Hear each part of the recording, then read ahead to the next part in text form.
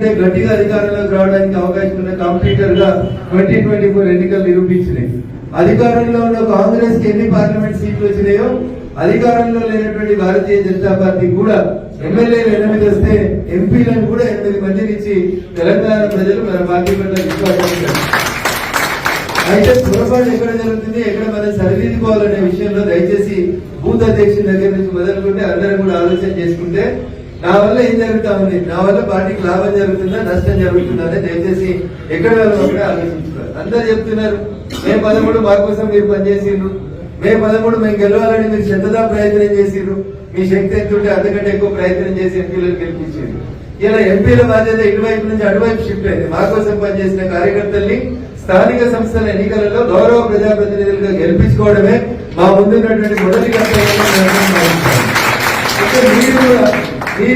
మీరు మేము వేరే అనుకుంటలే, మేము మనం అందరం కలిసి చేయాల్సింది ఏంటంటే ప్రతి బూత్ ను గెలిస్తే పార్లమెంట్ గెలుస్తామని ఎట్లయితే అమిత్ షా గారు ప్రతి మీటింగ్ లో చెప్తారో మాకు మేము కూడా ప్రతిసారి అట్లే చెప్తా ఉన్నాం. పంచాయతీ వార్డు మెంబర్ దగ్గర నుంచి మొదలుకుంటే పార్లమెంట్ దాకా ఈ దేశం కోసం మాట్లాడే పార్టీ, ఈ దేశం కోసం ఆలోచించేటువంటి పార్టీ, ఈ దేశ అభ్యున్నతి కోసం నిమిషాలు పనిచేసేటువంటి పార్టీ ఏదైనా ఉందంటే కేవలం భారతీయ జనతా పార్టీ మాట్లాడుతుంది.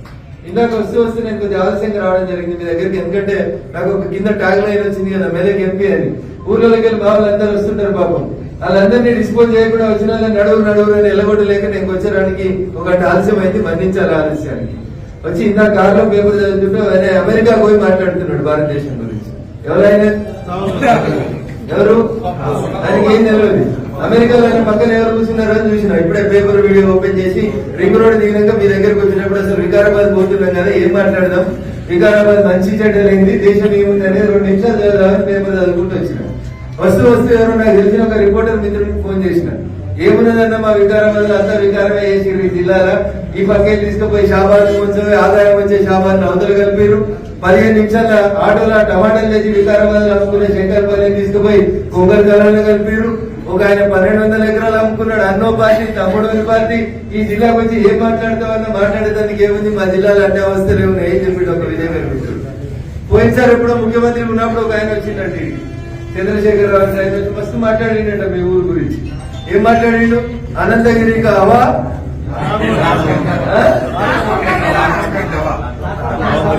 ఏం చేసిండు మరి ఆయన. మీరేం చెప్తారో వింటున్నా కదా, నేను బయట జిల్లా ఉంది ఈ జిల్లా గురించి మీరేం చెప్తారనేది నేను వింటున్నా. అట్లా మాట్లాడిన ఈ జిల్లాకి ఏం డెవలప్మెంట్ చేసిండో మీరు చూసి, అన్నో దిక్కు పంచుకుంటాడు, తమ్ముడో దిక్కు పంచుకుంటాడు, అన్నో పార్టీలు ఉంటాడు, తమ్ముడో పార్టీలు ఉంటాడు. ఆ కుటుంబాలు తప్పితే ఈ జిల్లాని బాగుపరిచిన వాళ్ళు ఎవరు లేనంత దుర్మార్గంగా విభజించి వికారాబాద్కి ఆదాయం లేకుండా అన్యాయం చేసింది ఎవరంటే అప్పుడు విభజించిన చంద్రశేఖరరావు గారు తప్ప ఇంకొకరు కాదు. అప్పుడు ఇక్కడ నుంచి ప్రాతినిధ్యం వహిస్తున్నటువంటి మీ ఎంపీ ఉండే, అప్పుడు ఎవరు ఎంపీ ఉన్నారో నేను నా నోరు ఖరాబ్ చేసుకోదలుచుకోలేదు. ఫార్మాసిటీ పేరు మీద 800 ఎకరాలు ఎట్లా దోసుకున్నారో, రంగారెడ్డి జిల్లాకు ఎట్లా అన్యాయం చేశారో నాకంటే ఎక్కువ మీకు తెలుసు. మరి మిగిలిన వికారాబాద్ ని ఏ రకంగా బాగుపరచాలి, ఎట్లా అభివృద్ధి పరచాలి, ఏ రకంగా చేయాలి అంటే దాని గురించి ఎవరు మాట్లాడారు. ఎంతసేపు వాళ్ళు అట్లా చేసిరు వీళ్ళు ఇట్లా చేసిరు అని తిట్టుకోవడం తప్ప ఇంకొకటి లేదు. కానీ ప్రకృతి మీకు మంచి వాతావరణాన్ని ఇచ్చింది. మీరు ప్రకృతి పరంగా ఈ జిల్లా అన్ని జిల్లాల కంటే మంచిగా ఉంటుంది. నేను సైన్స్ టీచర్ కాబట్టి ప్రకృతి గురించి ఎడిగిపోయినా మాట్లాడుతున్నాను.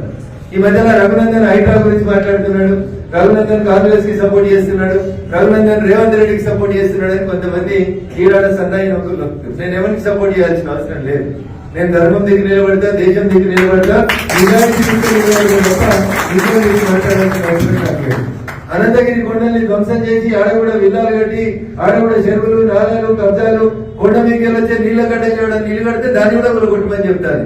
ఈ పార్టీ ఆ పార్టీ వీళ్ళ వాళ్ళ నాకేం తేడా ఉండదు, తరతమ భేదాలు ఉన్నాయి నాకు. సైన్స్ ఏం చెప్పింది, మనం వాయనాడు ఎందుకు కొట్టుకుపోయింది, పార్లమెంట్ నడుస్తుంటే తెల్లారేసరికి వాయనాడు ఇలా కొట్టుకుపోయిందని చూసినాం టీవీలలో.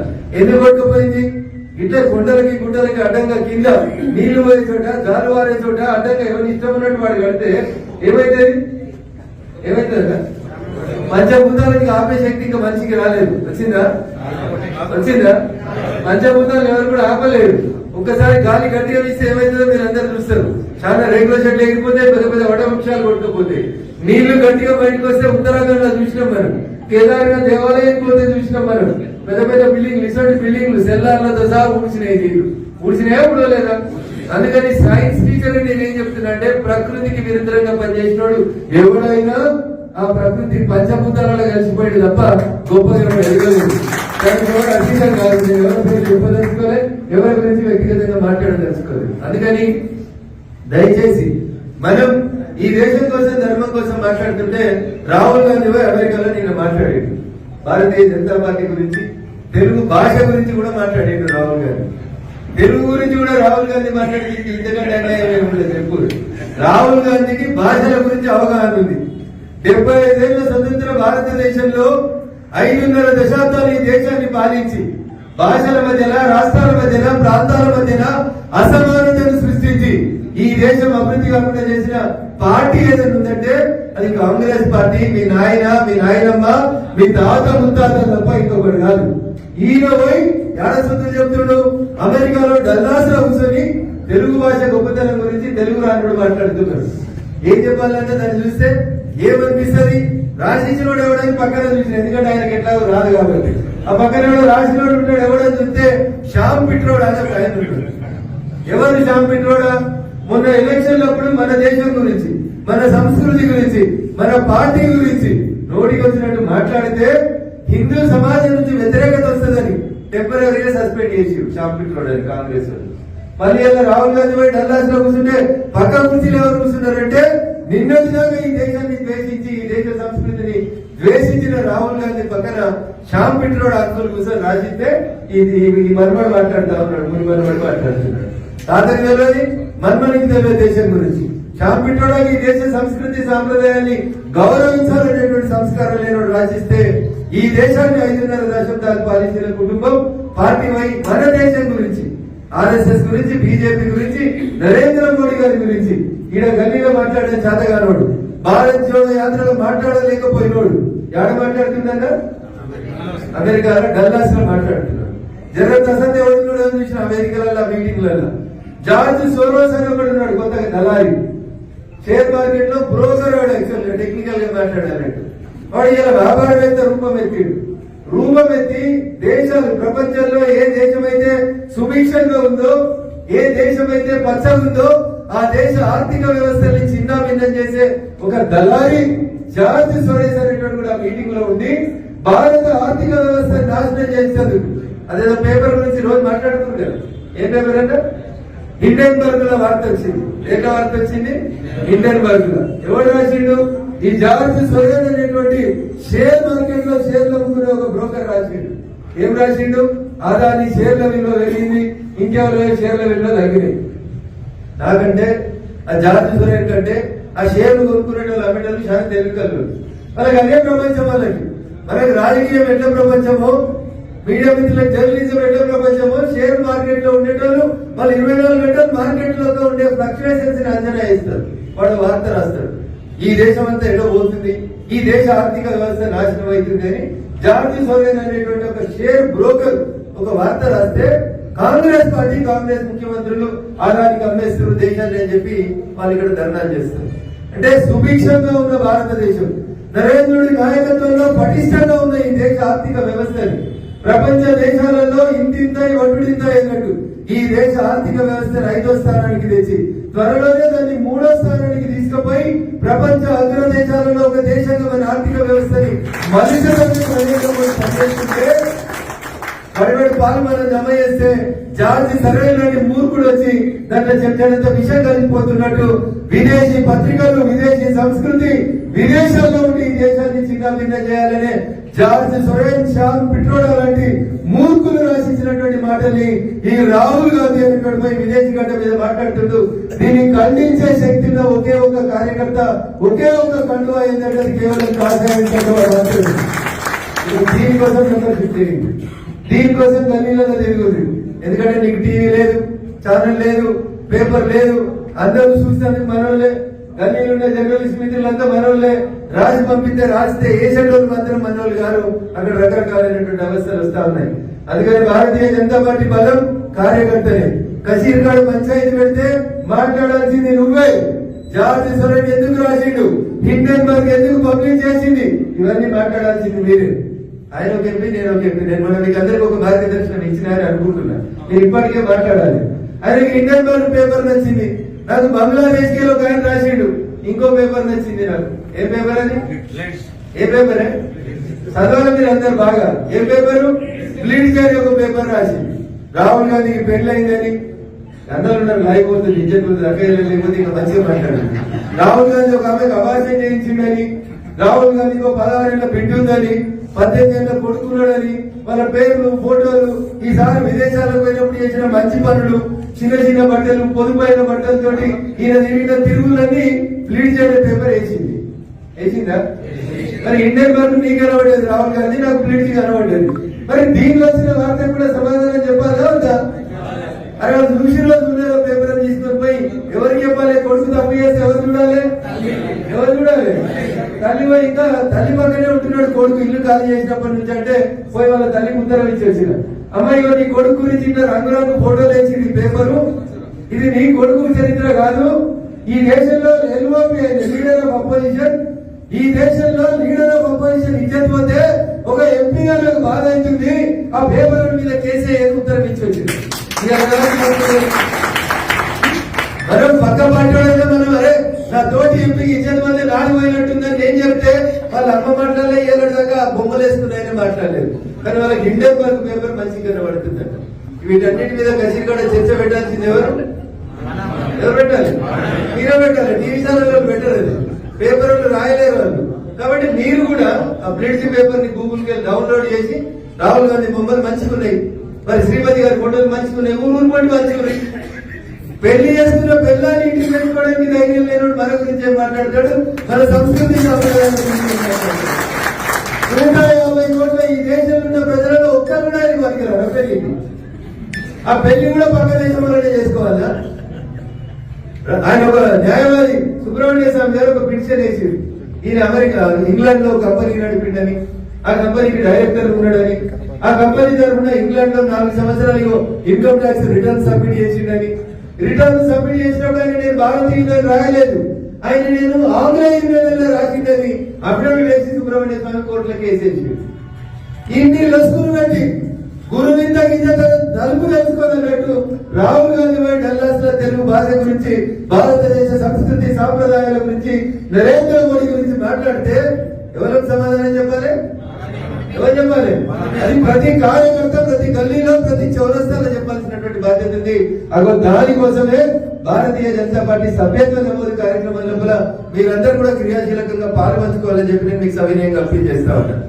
మనం అంతా చూడడానికి చిన్నగానే ఉండొచ్చు, చీమ ఎర్రచీమ చాలా చిన్న ఉంటది.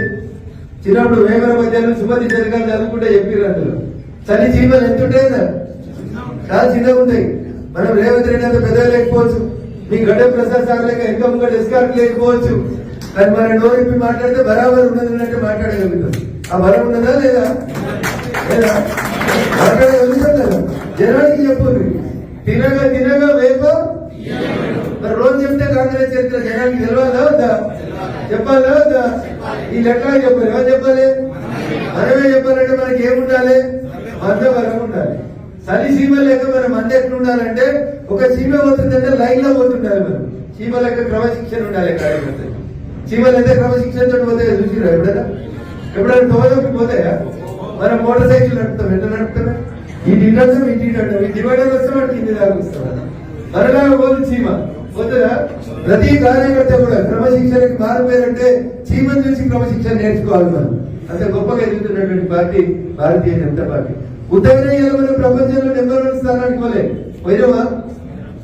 అదే నమ్ముతారా? ఉత్తరయ్య మోడీ గారు ఉత్తర చెప్తున్నారు, ప్రపంచంలో అందరికంటే ఎక్కువ సభ్యత్వం కలిగిన పార్టీ భారతీయ జనతా పార్టీ. ఆ పార్టీలో మనందరం సభ్యులైనందుకు మనం గర్వపడాలా వద్దా? ఇంకా ఈ పార్టీని పెంచాలా వద్దా? ఇంటింత ఒంటింత అన్నట్టు కాశ్మీర్ నుంచి కన్యాకుమారి దాకా ప్రతి బూత్ ఎవరు గెలవాలి? మనం గెలిస్తేనే ఈ దేశం బాగుంటుంది, మనం గెలవకపోతే ఈ దేశం బాగుంటుంది. సో అందుకని ప్రతిసారి మనం ఏం స్లోగన్ ఇస్తాం? దేశం కోసం ధర్మం కోసం పనిచేస్తున్నామని చెప్తున్నాం. ఈ 3 నెలలు మీకోసం పనిచేయండి. దేనికోసం? స్లోగన్ అంటే ఉంటుంది, ఈ 3 నెలలు మీకోసం పనిచేయండి.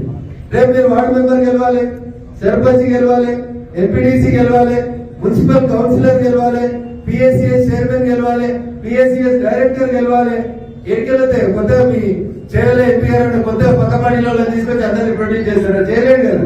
మీరే కదా కావాల్సిన నాయకులు, ఎదగాల్సిన నాయకులంతా. మీరు కట్టుకుంటాం, మేము బలంగుంటాం. ప్రతి ఊరికి మేము వచ్చి లొల్లి పెట్టుకోలేం కదా. 1000-1200 ఊర్లలో మా గొంతు ఏంది? మా సర్పంచ్ గారు, మా ఎంపీడీసీ గారు, మా పంచాయతీ వార్డు మెంబర్ ఉండాల్సిన అవసరం ఉంటుంది. అందుకని ఇంతకాలం చాలా పనిచేసి ఇలా మీరు చేసే మెంబర్షిప్ కూడా అక్కడ మనకు ఇషారా బస్ పార్టీ అవకాశం మనం రెగ్యులర్ గా చేసుకునే మెంబర్షిప్ ఇలా లోకల్ బాడీ ఎలక్షన్ కొద్దిగా ముందు వచ్చింది మనకి. ఒక మున్సిపాలిటీ, ఒక వార్డు మెంబర్, ఒక పంచాయతీ మెంబర్, ఒక సర్పంచ్, ఒక ఊరు తీసుకుంటే పెద్దగా 2500 ఓట్లు ఉన్నాయి అనుకోరు ఒక పంచాయతీలో. ఒక బూత్ లో ఎంత సభ్యత్వం చేయాలి మనం? పార్టీలో ఉండదని చెప్పింది. నాకు సర్పంచ్ కావాలని ఉంది. నేను ఎన్ని చేయాలి? 300 చేయాలి. 500 ఎన్ని చేయాలి? 300 చేయాలి. అక్కల మనకు ఇచ్చారు బస్ అక్కలతో చేయాలి. 2500 ఓట్లు ఉన్నాయి మీ ఊళ్ళో. ఎంతమంది పోటీ చేస్తారా సర్పంచ్ కి? దానికి పార్టీ లేదు, గుర్తు లేదు. అవునా?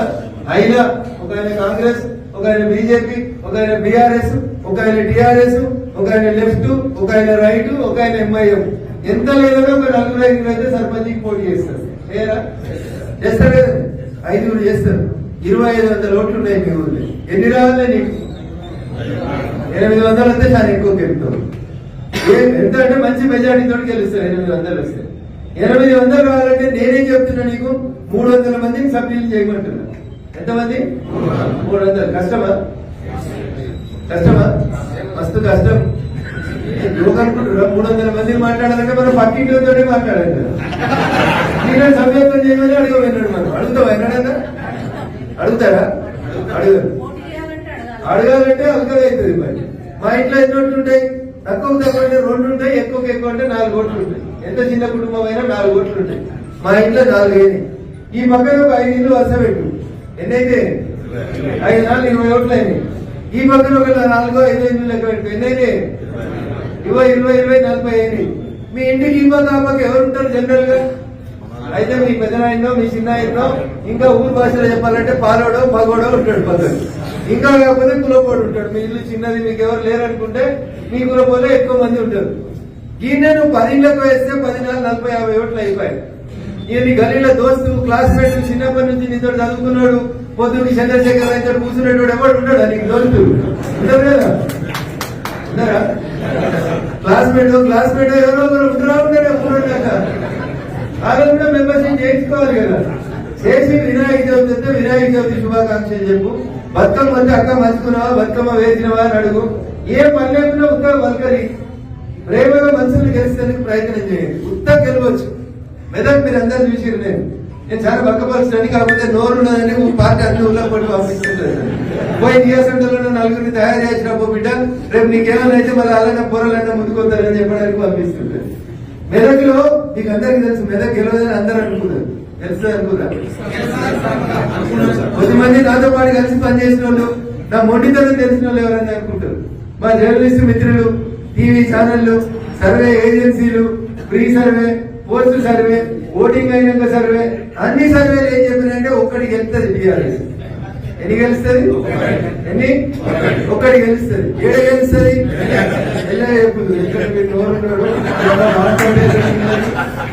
టీఆర్ఎస్ గెలుస్తుంది. ఎందుకు? కేసీఆర్ ఉన్నాడు, హరీష్ రావు ఉన్నాడు, మెదక్ గెలుస్తుంది. వెంకటరామిరెడ్డి ఉన్నాడు. ఓటుకు 1000 వంచబట్టే 10 లక్షల మందికి వంచిండారు. ఎంతమందికి? 10 లక్షల మందికి ఓటుకు 1000 రూపాయలు ఇచ్చిండారు. ఎందుకంటే ఈ రింగ్ రోడ్ అంతా ఆయనదే కదా, సార్దే కదా. రింగ్ రోడ్ ఇట్లా వంక తిరిగింది పాప లెక్క అంటే వెంకటరామరెడ్డి కాలు పెట్టిందని అంటారు. ఆయనకి ఆడ నచ్చితే ఆడ దోసుకుంటూ పోయినట్టు. దాదాపు 500-600 ఎకరాల భూములు కొన్నాడు ఆయన. ఆయన ఓటుకు 1000 రూపాయలు పెద్ద లెక్క కాదు, 250 కోట్లు ఖర్చు పెట్టిండు. సో జనం ఏమనుకుంటారు? జనరల్ గా ఆయనే గెలుస్తాడు అనుకో. కానీ ఈసారి ఇట్లనే మా మెదకోళ్ళు ఇంకా మీకంటే బక్కపలిసే ఉన్నారు. మీరు జనంతా అదంగా కనబడుతుంది. మా దగ్గర అంతా బక్కపలిసిన వాళ్ళే, కానీ గట్టిగా అనుకున్నాం మేము. రఘునందన్ గెలిస్తే భారతీయ జనతా పార్టీ గెలిచినట్టు, మా రఘునంద గెలిస్తే ఢిల్లీ దాకా మా గొంతు పోతుందని కష్టపడితే కార్యకర్తలు కష్టపడి వాళ్ళు 250 కోట్లు ఖర్చు కార్యకర్తలందరూ కాలు పట్టగట్టకుండా గెలిపిస్తే మెదక్ గెలిచినాం. గెలిస్తే వేరే సీట్లు కొన్ని ఆగమాగమైంది. ఎందుకు?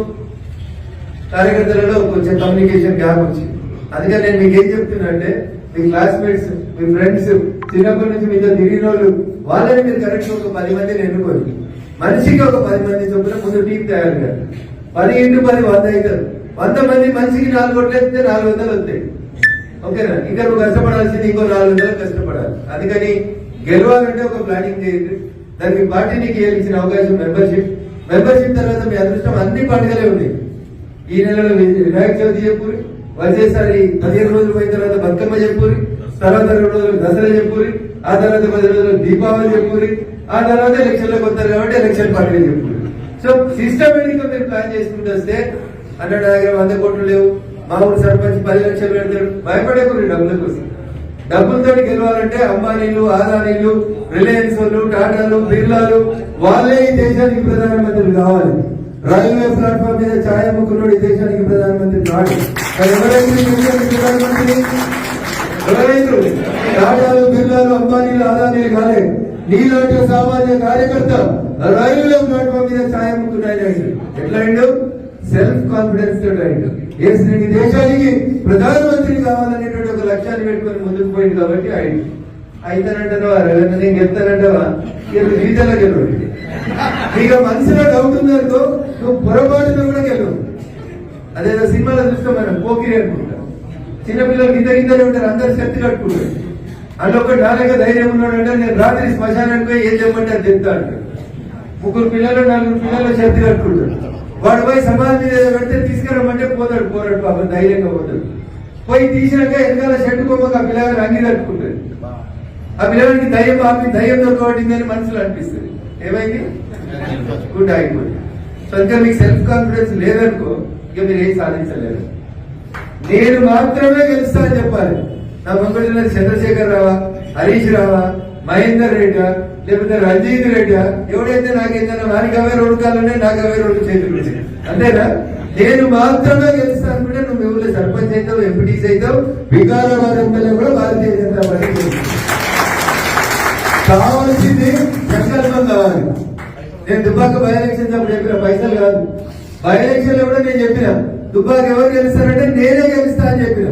నేను మాట్లాడిన మాటలన్నీ వికారాబాద్ వచ్చిరు, చేవెళ్ళలు వచ్చిరు, మాధవరెడ్డి వచ్చిరు, ఎవరు పడితే వాళ్ళు వచ్చి దుబ్బాక బీజేపీ గెలవాలని పనిచేసిరు. అరే ఊరుగా ఊరికి వచ్చి నన్ను గెలిపించారు. మీరు మీ ఊళ్ళో మీరు గెలవాలా వద్దా? గెలవాలా వద్దా? ఈ 100 కిలోమీటర్లు దుబ్బాకకు వచ్చి ఉప ఎన్నికల పనిచేసినట్టు గెలిపించారు. ఇలా నీకోసం నువ్వు పనిచేస్తానికి ఏ రోగమే నీకు? చేయాలా వద్దా? ఏముండాలి? సెల్ఫ్ కాన్ఫిడెన్స్ ఉండాలి. ఈ గ్రామ పంచాయతీ నేనే గెలుస్తా, వీళ్ళందరూ కట్టగట్టుకొని నాకు ఎదురుకు వచ్చినా నేనే గెలుస్తానటువంటి విశ్వాసం నీ లోపల ఉంటే ఏళ్ళ నుంచి నువ్వు పనిచేస్తావు. పైసలు వసమంటలేదు, పని చేయమని చెప్తాను. కానీ పొరపాటు చేయొద్దు. మీరు ఏం చెప్తారు? రేపటి నుంచి నేనే సర్పంచ్ ఏం చెప్తాను. చెప్పగానే నీ పక్కన పొద్దుగా ఏమడుగుతాడు? ఏమడుగుతాడో నాకంటే ఎక్కువ. అందుకని నామినేషన్ ఏదో నీ జేబు మొత్తం రంధ్రం పడిపోతుంది. అందుకని నువ్వు సంకల్పం తీసుకో. ఏమని? నీకు నచ్చిన దేవుని కాడికి పోయి ఈ ఊరికి నేను సర్పంచ్ని కావాలి. 100 రోజులు ఉంది ఎలక్షన్. ఈ 100 రోజులలో నేను ఎట్లా గెలవాలి యుద్ధం అనేది డిసైడ్ కావాలి. నేను ఎమ్మెల్యే ఓడిపోగానే పార్టీ టికెట్ ఇస్తుందా ఇయ్యదా తర్వాత మెదకెప్పి గెలవాలని డిసైడ్ అయినా ఆ దిశగా అడుగులు వేసుకుంటూ పోయినా ఆ అడుగులన్నీ సక్సెస్ అయింది. దానివల్లనే కార్యకర్తలందరూ ఆశిస్తుందో గెలిచి వచ్చింది. నేను మీకు ఎప్పుడు చెప్పినా మళ్ళీ చెప్తున్నా, రేపు కూడా ఇదే చెప్తాను. రేపు రఘునందన్ ఏడున్నా అదే మాట చెప్తాను. సెల్ఫ్ కాన్ఫిడెన్స్ కోల్పోతే నేను ఏది గెలవదు. సెల్ఫ్ కాన్ఫిడెన్స్ ముంగట పోతే అది అనంతగిరి కొండనైనా కొడతాం, లేకపోతే ఇంకా దేన్నైనా కొట్టుకొని వస్తాం అనేటువంటి విశ్వాసం మీకు ఉండాలి. దానికి పునాది ఏంటంటే ఇలా మనం చేయబోయేటువంటి సభ్యత్వమే దానికి పునాది రాయి అవుతుంది. కొన్నిసార్లు పునాది రాళ్ళు కనబడకపోవచ్చు. ఈ బంగ్లా పునాది కనబడుతుందా మనకి? బంగ్లా పునాది కనబడకపోవచ్చు బయటికి చూస్తే, కానీ పునాది రాళ్ళు లేకపోతే ఈ బంగ్లా నిలబడుతుందా? ఆ పునాదే ఇలా మనం చేయబోయేటువంటి మెంబర్స్. అందుకని మీరు వికారాబాద్ ఎమ్మెల్యే మనం గెలవాలి. 2029 ఎన్నికలు వచ్చినప్పుడు మా వికారాబాద్ కూడా బీజేపీ ఎమ్మెల్యే ఉండాలని మీరు మనస్ఫూర్తిగా కోరుకుంటే ఏం చేయాలి? పక్కులు కోరి ఈ కోరి ఆడుకోరి ఏమడుగుతారని లేదు. మీరున్న ఊర్లో ఛాయదాయిక హోటల్ కూడా నిల్చున్నారు, పరిచయం ఉన్నారు, 4 ఉన్నారు. అన్న ఫోన్ అని చెప్పు, పిలువు, మెంబర్షిప్ చేయించు, ఫామ్ నింపు. ఎందుకు బాధపడతారు? ఏది నాదేది బాధ్యత? మాధవరెడ్డి గారు ప్రెసిడెంట్, ఆయన చూసుకుంటాడు. ఎక్కువ సభ్యత్వం చేస్తే మాధవరెడ్డికి పేరు వస్తుంది, నాకు అధ్యక్షుడు రావడానికి ఈయన కుర్చీ పుంజేయడానికి అవుతుందా? పని ఎవరైనా పుంజేయడానికి వాళ్ళకి వస్తుంది, అంతేనా? ఎవరైనా రాతైతే రాసి ఉంటుంది కదండి. Your fate is already return. నేను మీ రాత మార్చలేదు, నా రాత కూడా నేను మార్చుకోలేదు. నేను దేవుడిని కాదు కదా. అందుకనే చిన్నప్పుడు ఊళ్ళో మాట చెప్తాం, శివుడు ఆజ్ఞ లేకపోతే నడుస్తుందా? నరేంద్ర మోడీ గారి నుంచి ప్రచారం చేసినా కొంతమంది ఓడిపోయారు, ఎంపీ ఎమ్మెల్యేలు ఓడిపోయారా ఓడిపోలేదా? అంటే దాని రాదేంది, ఇక్కడ రాయలేదు అన్నట్టు దేవుడిని. ఆ రాష్ట్రపతి ఇంట్లో పడిందని అర్థం కాదు. ఆయన మేల్కొల్పి మంచిగా రోజు పొద్దుగా లేవగానే దేశం కోసం ధర్మం కోసం అంటాం కదా, ధర్మం కోసం పూజ చేయి, దేశం కోసం పార్టీకి పని చేయి, నీ కోసం మెంబర్షిప్ చేసుకోవాలనేటువంటి లక్ష్యంతో మీరు ముందుకు పోవాలని పోతారని మీరందరూ కోరుకున్నట్టు వికారాబాద్ జిల్లా సభ్యత్వంలో నెంబర్ 1 కావాలి. స్థానిక సంస్థల ప్రజాప్రతినిధులలో మీరే ఎక్కువ సంఖ్యలో గెలవాలని మనస్ఫూర్తిగా కోరుకుంటూ, పార్టీ అవకాశం ఇస్తే స్థానిక సంస్థల ఎన్నికల సందర్భంగా కూడా మీ ఎన్నికల ప్రచారంలో పాల్పంచుకోవడానికి పార్టీ అవకాశం ఇస్తే తప్పకుండా తెలియజేస్తూ, ఈ అవకాశం ఇచ్చిన వేదిక మీద పెద్దలకి, వేదిక ముందున్నటువంటి మా ఆత్మీయ కుటుంబ సభ్యులకి, ప్రింట్ ఎలక్ట్రానిక్ మీడియా మిత్రులందరూ కూడా పేరు పేరున శిరస్సు వంచి నమస్కారాలు తెలియజేస్తూ, పార్టీ సభ్యత్వ నమోదు కార్యక్రమంలో అక్క విలువలే, తమ్ముడు విలువలే, మాధవరెడ్డి నాకు బొట్టు పెట్టి చెప్పలే, ఎవరెవరికి చెప్పరంట. ఇద్దరిలో ఎవరెవరికి చెప్పరు. ఇద్దరిలో అందరం సైనికులమే. ఏ సైనికుని బాధ ఆ సైనికుడు పోషించుకుంటూనే పోతుండాలి. అంతేగాని మాధవరెడ్డి వస్తేనే టెంట్ వేస్తాం, మాధవరెడ్డి వస్తేనే సభ్యత్వం నమోదు చేస్తామని అంటే ఇబ్బంది అవుతుంది. అందుకని దయచేసి అర్థం చేసుకొని సభ్యత్వ నమోదు కార్యక్రమంలో మేము ముందుండాలని కొట్టాడదా వద్దా? మన రాష్ట్ర పార్టీ కార్యాలయంలో మీటింగ్ పిలిచింది. రాత్రి 7 గంటలకు ఢిల్లీకి వెళ్ళి పార్టీ పెద్దలు వచ్చి, అంతా ఆన్లైన్ కదా, నేను దొంగ రిసిప్ట్ ఉంటాయి కదా, ఆన్లైన్ కదా, నమోదులో మీటింగ్ ఇట్లా సమీక్ష తీసుకున్నారు. నేను గర్వంగా చెప్పుకోతున్నాను. 119 అసెంబ్లీ నియోజకవర్గాల్లో మొట్టమొదటి అసెంబ్లీ ఏంటంటే చేవెళ్ళ ఫస్ట్ ప్లేస్ లో ఉంది. చేవెళ్ళ 6,800 సభ్యత్వం చేసి ఫస్ట్ ప్లేస్ లో ఉంటే 5,900 సభ్యత్వం చేసి పేరు ప్రాతినిధ్యం వహించిన డిపార్ట్మెంట్ ఆలోచించుకోవాలా మీరు? గుండె మీద చేసుకోవాలా వద్దా? పడుకున్నప్పుడు పైన తిరిగే ఫ్యాన్ ఆలోచించాలా వద్దా? అరే మేమెందుకు ఎదుర్కొందాం, వికారాబాద్ ఆడుందని కొట్లాడాలా వద్దా? కొట్లాడాలని కోరుకుంటున్నాను. పార్లమెంట్ 17 పార్లమెంట్ ఎన్నిక కూడా చదివిరాడు. నేనేదో గొప్పని చెప్పడానికి రాలేదు. కార్యకర్తలలో పట్టుదల ఎట్లుంటుందనే చెప్తున్నా. మల్కాజ్గిరి పార్లమెంట్ లో 32 లక్షల ఓట్లున్నాయి. మీ చేవెళ్ళ పార్లమెంట్ లో ఎన్ని ఓట్లున్నాయి?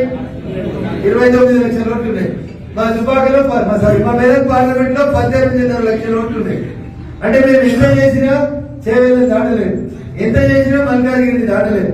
కానీ మొన్న పార్టీ బోర్డు మీద రాస్తే మల్కాజ్గిరి నెంబర్ 1 స్థానంలో ఉంటే నెంబర్ 2 ప్లేస్ లో ఉంది మెదక్ పార్లమెంట్. పార్లమెంట్ నాకు పోటీ పడతారా పడరా? అరే నేనంటే భంగపరుస్తున్నాను. మీ ఎంపీకి ఏమైంది? మంచిగా ఉన్నాడు, అన్ని రకాలుగా మంచిగా ఉన్నాడు, చూసేదానికి నాకంటే స్మార్ట్గా ఉన్నాడు. దేశంలో అందరికంటే ఎక్కువ పైసలు ఉన్న ఎంపీలు ఎవరైనా లిస్ట్ తీస్తే 2వ స్థానంలో ఉన్నాడు ఎంపీ. అవునా కదా? అంత మంచి ఎంపీ ఉన్నాడు, అంత మంచి అందరికంటే నలుగురు ఉన్నాడు, ఇంత మంచి సైన్యం ఉంది. మరి చేవెళ్ళ పార్లమెంట్ లో 29 లక్షల మంది ఓటర్లు ఉన్నారు. మీరు ఫస్ట్ ప్లేస్ కి రావాలో వస్తారని కోరుకుంటూ సెలవు తీసుకుంటారు. నరేంద్ర మోడీ గారి నాయకత్వం నేర్చుకోవాలి మీరు. నరేంద్ర మోడీ గారి నాయకత్వం